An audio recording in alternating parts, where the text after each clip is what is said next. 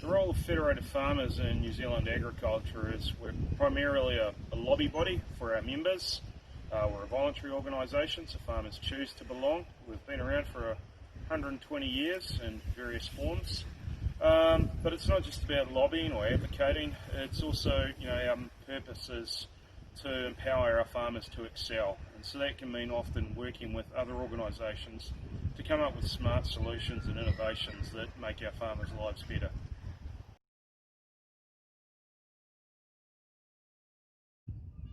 So my role as climate change spokesperson for Federated Farmers is principally to speak to the media, obviously, and groups and farmers on climate change related issues, but to also be involved in some of the many work streams and programs of action that are occurring on this subject to give an authentic farmer's view of what works and what doesn't work.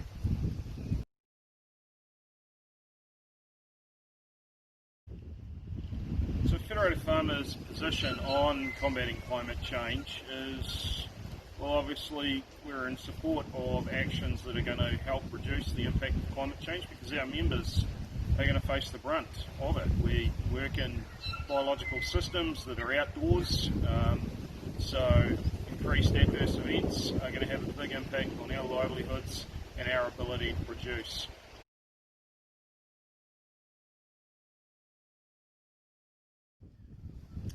So in terms of what are the strategies out there at the moment on farm in New Zealand to combat climate change, really the big thing that's helped New Zealand agriculture has actually been our no subsidies position. The fact that New Zealand farmers have forced to be efficient, that we aren't subsidised, that we face market realities, and this has in fact meant that we're actually the most carbon efficient in the world. Our dairy products will have a carbon footprint around a third lower than that of our nearest competitors, and over, well below half the global footprint. So just being efficient, having to do things well, actually is the main driver that's got us into this position. Obviously, to maintain this position going forward, there is more work that's required, and there's been a number of programs that have been held across the agricultural sector to look at ways in which we can do better, that we can lower our footprint even more. Some of these have been the likes of the Biological Emissions Reference Group, which I was part of. We gave a report only a couple of years ago outlining some of the potential things that can be done in agriculture to further reduce our footprint. Unfortunately, a lot of that depends on science breakthroughs. There is a small amount of gains that can be made by continuing to be more efficient, but if we're after really big gains, then it is going to come through scientific sort of endeavours, which be they improved grass species, better breeding, feed inhibitors, or a methane vaccine that can deliver further results.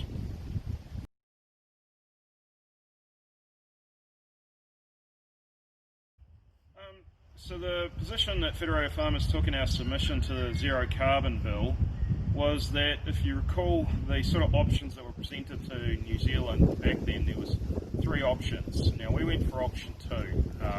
We backed option two, which was in effect that long-lived gases needed to be reduced to zero by 2050, and that there should be a partial reduction in short-lived gases and methane. We believe this is recognition of the science that's out there, and you are understanding that we don't need to reduce the short-lived gas methane to zero. It breaks down very quickly. So my farm here, we haven't increased the stocking rate since, actually we've decreased the stocking rate since I've been here in the last 20 years, although we are feeding our cows better, so they are probably eating a little bit more per cow, which adds up to slightly more methane per cow but less cows, so it all sort of balances out. And the fact that I've been having probably a stable methane production for the last 20 years from my farm, coupled with the fact that it only has a 12-year lifespan or half-life for methane, means that, you know, the gas that's coming from my cows from my farm this year, the methane gas, is in effect just replacing what was produced back in 2008, which is broken down, which has been absorbed by the grass I'm standing on or the trees that are behind me on our native bush block on the farm.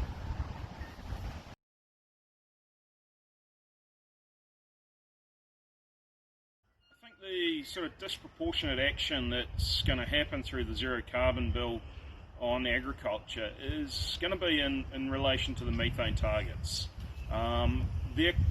Even though we did get a split gas approach, those targets are much higher than what we've been hearing at a global level as to what methane needs to drop by.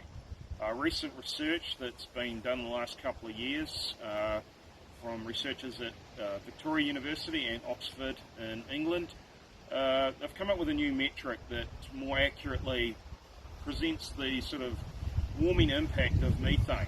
And basically their number came out that you only need to reduce methane by 0.3% per year to have no additional warming impact.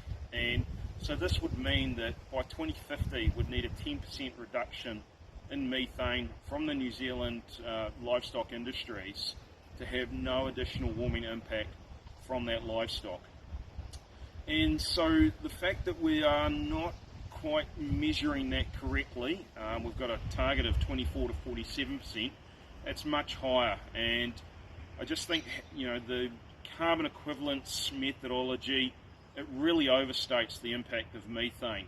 And so that's our concern, that, you know, how methane is being treated is putting an additional burden beyond what is needed on New Zealand farmers. And, you know, really another big concern is that we're the only ones doing this internationally. No other country at this stage, they may be talking about it, but none of them are actually doing it, is looking at making their farmers responsible for cutting their emissions across the country.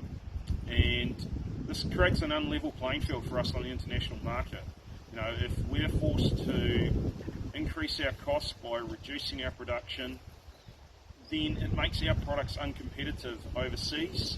Our competitors, who are at a worse footprint level than us, get that advantage. And in fact, what we end up with is New Zealand products displaced by products that have a much higher carbon footprint, which is not good for the environment, and it's definitely not good for New Zealand.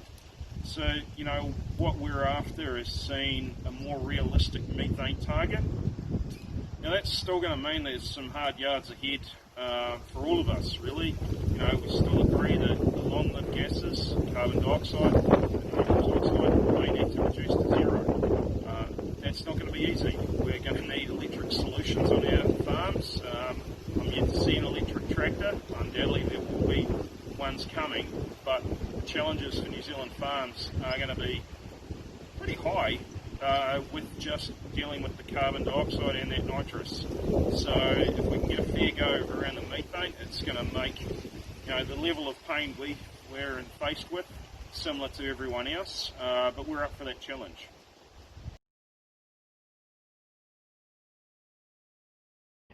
So in terms of what effect does the Zero Carbon Act have on the agriculture sector, well, it's probably still too early to tell. I mean, one of the key things we're involved with at the moment, and hopefully this will reduce the impact, is the primary sector climate change commitment, which we're working on with the government, commonly known as He Waka Eke Noa.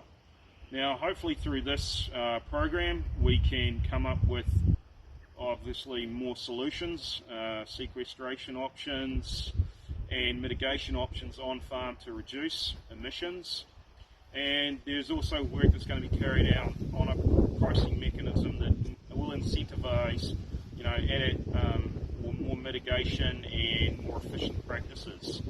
So until we've worked through the details of that, then we'll have a better understanding of what the impact might be. But at just a real high level, if we're looking at reductions of 24 to 47%, well, methane is really pretty much driven by, the amount of feed animals consume. And so there's a very linear relation. If you harvest 10 tonne a year of dry matter per hectare and put that through a ruminant, be it a cow or a sheep or a beef animal, you're going to get exactly the same methane, roughly 22 grams per animal. Now, this means that if we want to reduce that methane amount by, say, 47%, we actually have to reduce the amount we feed by 47%, which means that in fact you have to have 47% less animals, 47% less production, 47% less export returns for New Zealand. So that at a very high level is potentially the impact that it could have. Obviously, if we can get a much more sensible target around that 10% range, then with some of the solutions that have been hopefully been devised, we may be well in track in chance of getting a decent number reduction that we can meet and actually do our part in terms of ensuring that there is no additional warming coming from New Zealand agriculture, because that is our goal.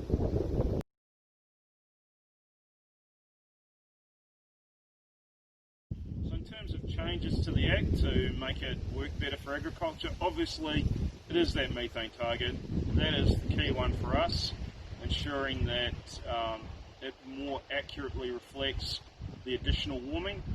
We can't go and change the past, we can't change history, but what we can do is make sure that we're not adding to the problem. And I think if that's measured properly, if we're using the right target number, that would get us to where we need to be to make the Act workable for New Zealand. Now, I think we can't operate in isolation here in New Zealand. Those numbers I quoted, the 10% by 2050, that's at a global level. And so really what we need is our government talking to other countries around the world. We need to actually go, well, what is New Zealand's part of that global target? What is a fair number for New Zealand to meet? We only are, 2% of world milk production. We're 3 or 4% of world beef production. Globally, we are a very small player. We are the most efficient player, but globally we are very small.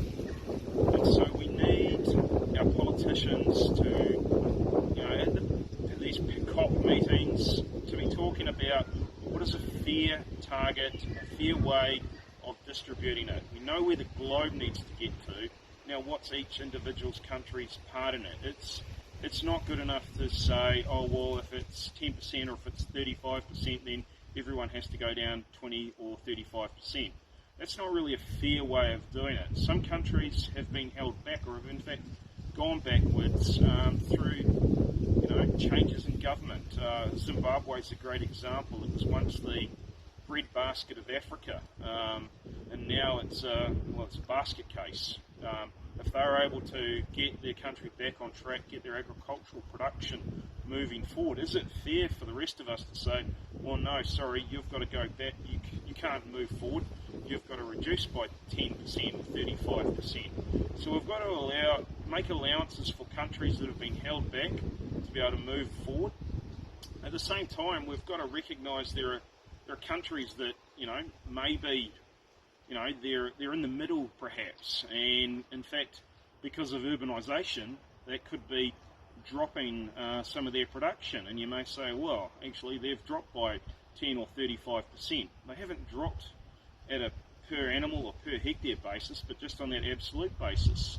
Now, their efficiency may be something like, they may have a footprint twice New Zealand's size. Now, is it fair to say, well, they're fine, they don't have to do any more? Or in fact, should we be saying to them, actually, you know what, you need to sort of improve your efficiency level. It's not just about that country number, there's an efficiency amount in there, because as a globe, a key thing is we need to feed our population worldwide. Now, animal agriculture plays a part in that. There are areas of the globe where you can't grow anything else but grass, and animals are a fantastic way of turning inedible protein into edible protein. And also there's a great deal of synergies between cropping and livestock production. Most of cropping systems, they'll only harvest a small amount of that plant that in effect goes into human consumption. The rest of that plant material that's not fit for human consumption actually goes into animals. And many cropping farmers in between their croppers, they put livestock rotations in there, help fertilise the fields, keep them fertile, prevent disease build-ups in the plants. There's a great deal of synergy between our agricultural systems. So we've got to have both, and we've got to be driving to ensure that at a global level we are aiming for efficiency. And probably one great way of achieving that is through free trade. Now I heard this from the Senior Vice President from World Wildlife Fund, who gave a speech at the World Dairy Summit in 2016, where he advocated the way we can achieve what we need to within the planetary boundaries is by free trade, is by putting production where it makes the most sense, by allowing that production to go to other places. It makes no sense for Saudi Arabia to try and have the world's largest dairy farms when they've got very little water. It makes a lot of sense for New Zealand to export milk powder to Saudi Arabia. So I think there's a lot that needs to happen at the global level rather than beating ourselves up at the national level here in New Zealand. We do a damn good job, and it would be good if we could celebrate that a little